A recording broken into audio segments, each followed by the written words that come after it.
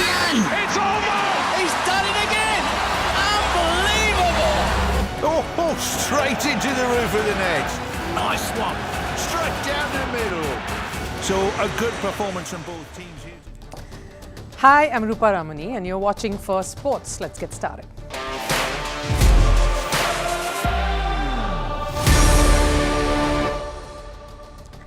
Right, we love the underdog stories. But what happened at the Australian Open is far from that. Jannik Sinner has been trying to push against the world order. For a while now, he has broken down barriers, questioned the norms. Djokovic, in his attempt to do what no human has, win a 25th Grand Slam title, has been stopped in his tracks. Jannik Sinner has now done what no human could, beat Novak Djokovic in a semi-final of the Australian Open. More on that later. And speaking of underdogs, they're having the time under the sun at the AFC Asian Cup football tournament. How did they manage to go through? And where did India lose the plot? Also, there is a lot of backlash after the NBA AllStar list was announced. LeBron James has yet another record to his name, but fans are still furious on much more and some omissions. We'll stay on to know more on that, but first, all the headlines from around the world in Sports 360. We'll start with news from the Australian Open. Daniil Medvedev has pulled out a stunner. He beat Alexander Zverev in the semi-final. Zverev dominated, winning the first two sets, but Medvedev made a brilliant comeback. In fact, the second time he's done this in the slam, winning the match 5-7, 3-6, 7-6, 7-6, 6-3. He's made it to the third Aussie Open final and is all set to meet Jannik Sinner for the title. India's tennis doubles specialist Rohan Bopanna has been nominated for the Padma Shri, an honour conferred by the Indian government. He's poised to be crowned world number one and will play his Australian Open doubles final tomorrow. Bopanna, who's 43, is also the oldest world number one. 6 other athletes from across disciplines like squash, hockey, swimming and badminton have also been named. In cricket, India's Virat Kohli was awarded the ICC ODI Men's Player of the Year for 2023. This was the 4th time that Kohli was honoured with the award. Other notable award winners were Australian skipper Pat Cummins, Usman Khawaja and Surya Kumar Yadav. Over in women's cricket, England's Natalie Sciver won Women's Cricketer of the Year award. Other notable awardees here were West Indies' Hayley Matthews and Sri Lankan Chamari Atapattu. Zimbabwe's Wesley Madavere and Brandon Mavuta have been handed a 4-month ban from international cricket. This is because they have been found guilty of recreational drug use. Zimbabwe's cricket board has also fined both the players 50% of their salaries for the next 3 months starting from January. And we're rounding it off with some shocking news from football and from the Liverpool camp. Jurgen Klopp has decided to step down as manager at the end of the season. He said, and I quote, "I'm running out of energy and need to take this decision." It was a heartwarming farewell. He led Liverpool to their first league title in 30 years. Liverpool also lifted the Champions Trophy under his tenure. Now, if you missed watching the Australian Open men's semi-finals today, both of them, please make sure you catch the highlights, though I feel it won't do justice. What we witnessed today, especially in the first semi-final, was nothing short of sensational. No highlights package can really match up to every single point, every single set, and the emotions really that went down at the Rod Laver Arena. When Jannik Sinner took on defending champion Novak Djokovic, and in fact went on to become the first man to beat Djokovic at an Australian Open semi-final. Now, I'm going to come to the match and the relevance of it in just a bit, but this is probably a pivotal moment in men's tennis. Now, why do I say so? There comes a moment, a match that sort of changes everything, changes your perception or gives an indication of things to come or the change in an era itself. It happened in 1989, right? I'm going way back here, but hear me out. So 1989, a young 18-year-old beat the defending champion back then at the US Open, Mats Wilander. The boy I'm talking about was, of course, Pete Sampras, and from that moment on, he did not look back. It took another year for him to win his first Grand Slam, but this was a shift, and you knew the Sampras era had arrived.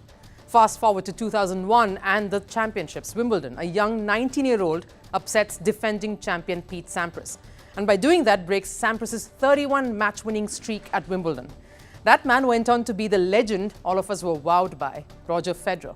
Of course, the first year he won a slam was 2003, but that win over Sampras dictated a shift in momentum. The FedEx era had begun.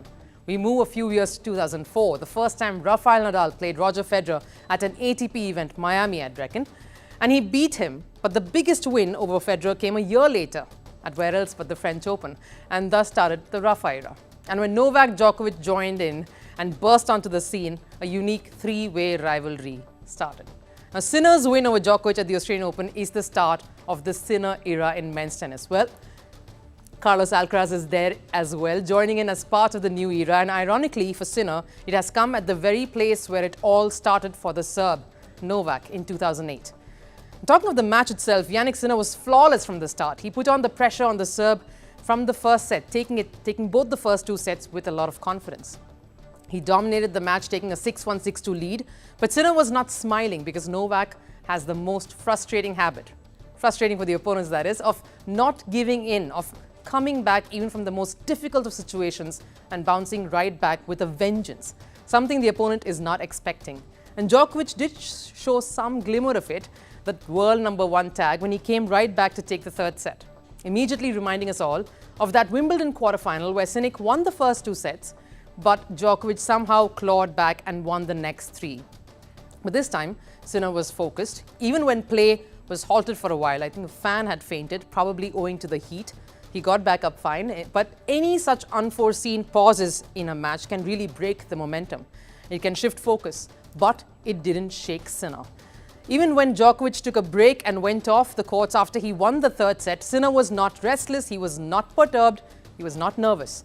He was just ready to start and continue from where he left off. The focus was 100%, like he'd said before the match, that all he could do was control what he could on court, and he did that. There was no world #1 in front of him, no 24 slam winner staring down at him. He just went on, with no expression but just sheer determination. What unsettled Djokovic in the match was not just the way Sinner was getting all his shots back, but the depth and the power with which he was doing so.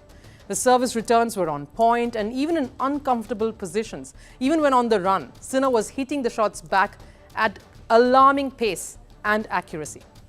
And the fact that Sinner's serves were more impactful today than Djokovic's only put added pressure. Then the whole drop shots tactic. That is one skill Novak has mastered, but Sinner had prepped for it.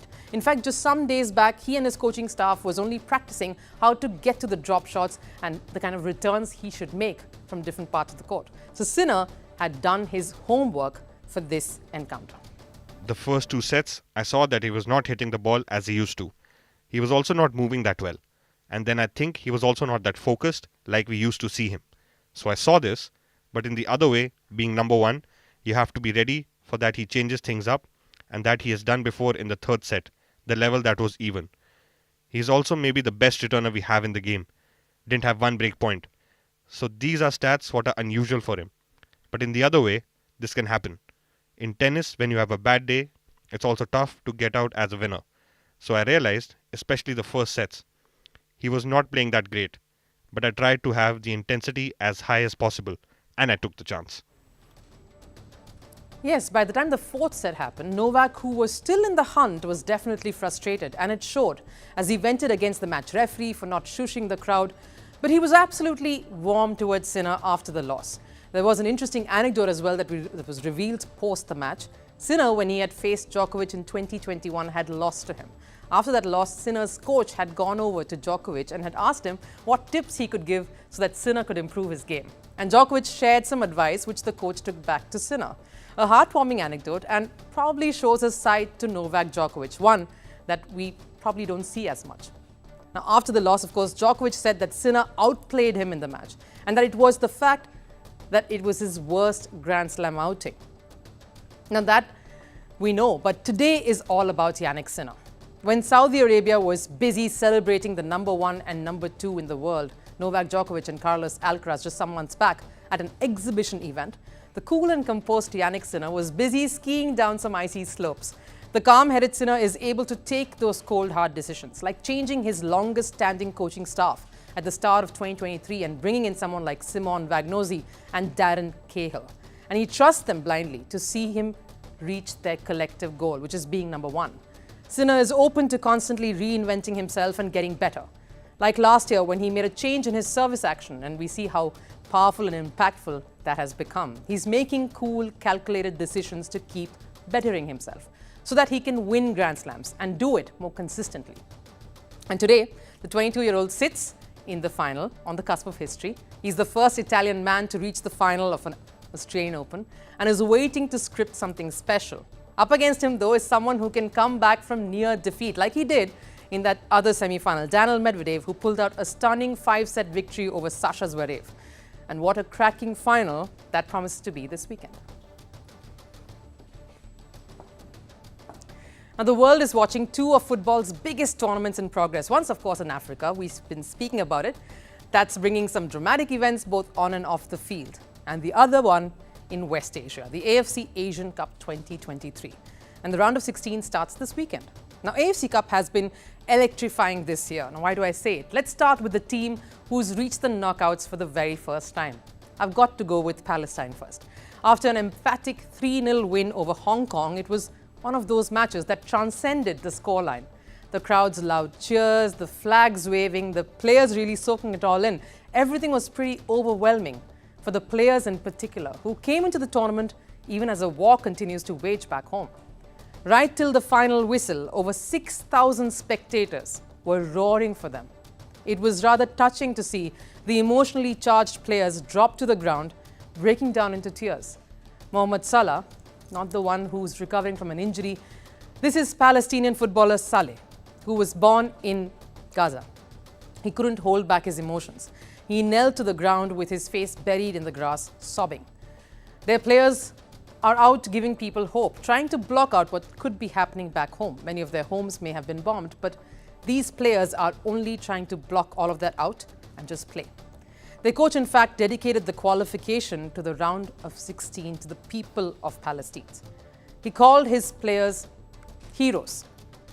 Like he said, they were demonstrating what they are meant to do, like they have nothing to lose.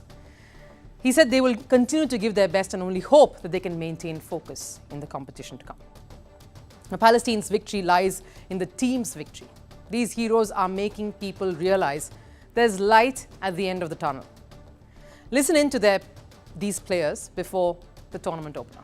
We know that any team in this tournament will be very, very difficult to win them. But Iran, all people know that they are one of the best teams and the favorite teams here. But we are prepared to fight in this game, to give our 100%. Of course, we ask big support from the fans. We hope they stand with us because the fans, of course, were vociferous, supporting all these players. In fact, one match between Palestine and UAE was particularly tense. Chants of Free Palestine were heard when the teams walked out of the tunnel, and every time UAE had the ball in possession, the crowd would boo them. The significance of this has not escaped sporting arenas everywhere.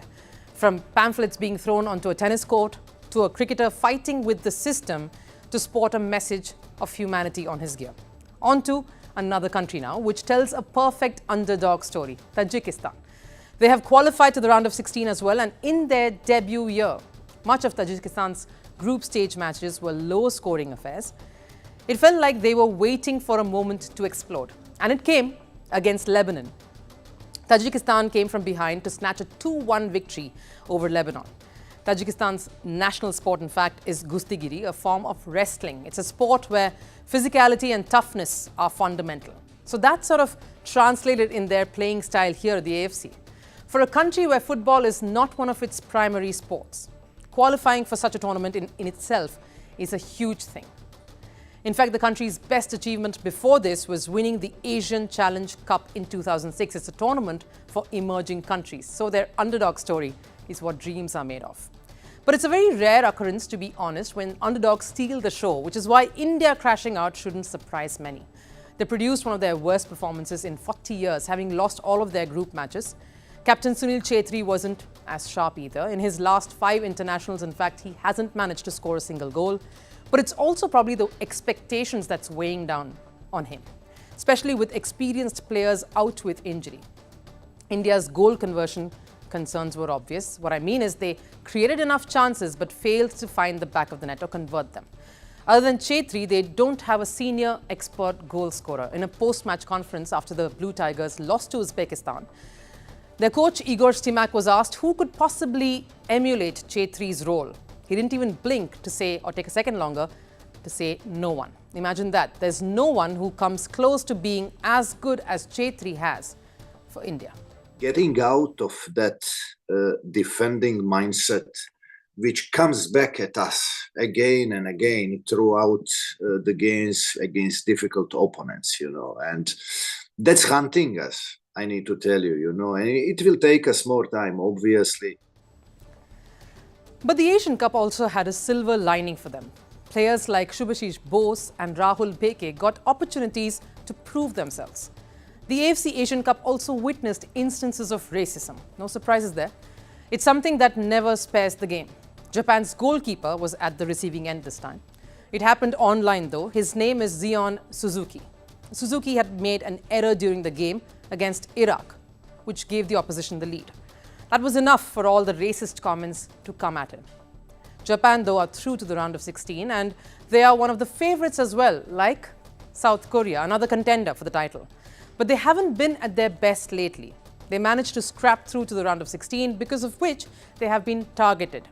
Star player Son Heung-min, their skipper, in fact appealed to fans back home to just be a little kind. He says there have been very rude comments towards his team and their performances. AFC Asian Cup has proved so far that star power and contender tags don't really mean too much. As long as there is a lot of heart, there could be nothing much stopping you.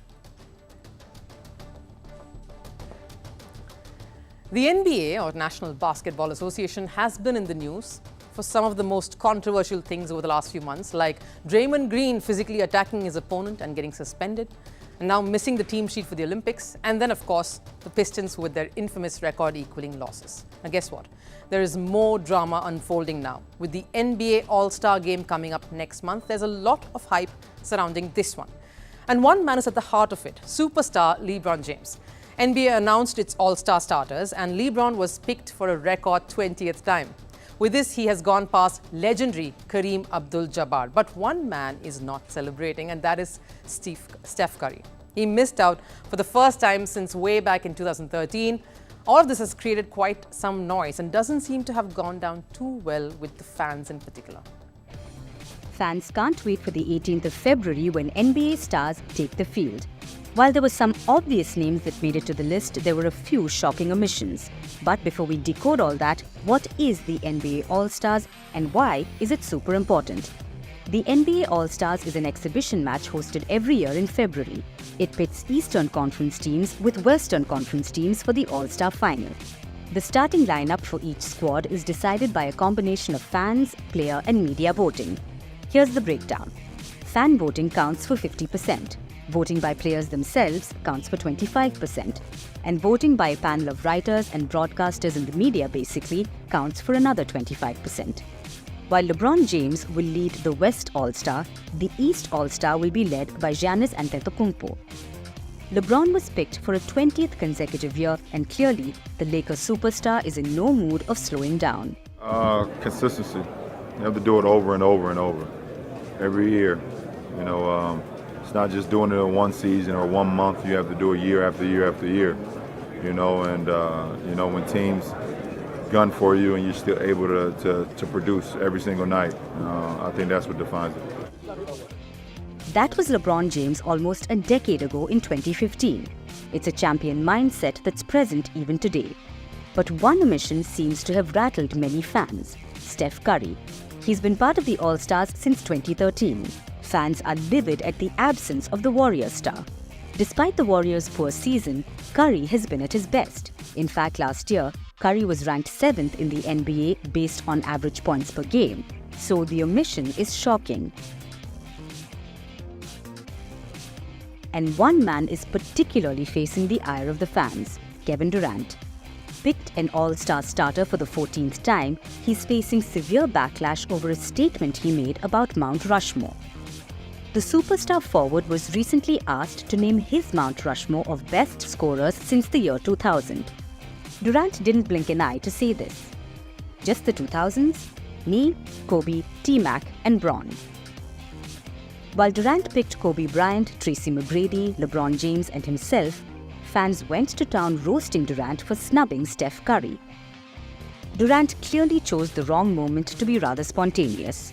But all of this chatter has created enough of a stir on social media platforms around the NBA All-Stars. Everyone is gearing up to catch some super action and more drama in the weeks to come. Now we've come to the end of the show and it's time for Last Serve. Now this is billed as the biggest face-off of 2024. Lionel Messi versus Cristiano Ronaldo. Inter Miami versus Al Nassr.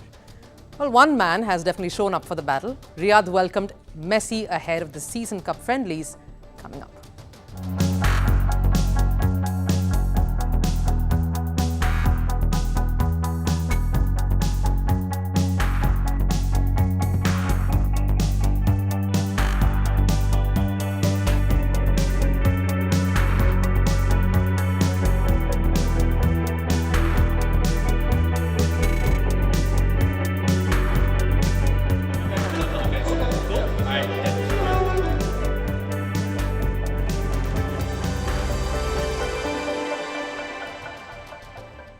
But that does it here on Firstpost. We hope you enjoyed our edition of Firstpost today.